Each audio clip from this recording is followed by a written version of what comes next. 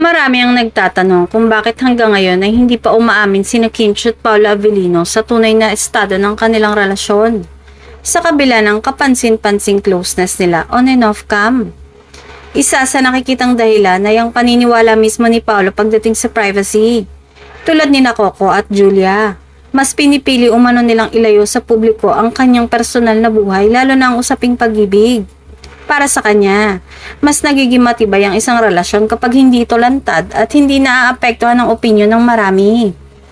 Dagdag pa rito, habang tumatagal at nagkakaedad, mas nagiging mahalaga raw ang pagkakaroon ng pribadong espasyo. Sa industriya ng showbiz kung saan halos lahat ay nababantayan, malaking bagay ang pagkakaroon ng bahagi ng buhay na hindi kinakalkal ng publiko. Para naman kay Kim, bagamat open siya sa fans, natuto na rin siyang magtira para sa sarili. Hindi rin lingid sa kaalaman ng marami na dumaan siya sa mga controversial na relasyon noon. Kaya posibleng mas pinipili na niyang maging maingat ngayon pagdating sa kanyang personal na buhay.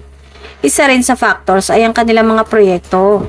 Bilang isang tambalan, napatok sa masa, mas pinipili ng ilan na panatilihing misteryo ang kanilang real score para mas mapanatili ang kilig at interes ng publiko sa kanilang mga proyekto.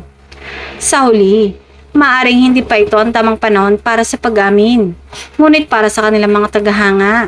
Sapat na muna nakikitang closeness at respeto nila sa isa't isa dahil minsan hindi kailangang kumpirmahin ang lahat para makita kung ano ang tunay.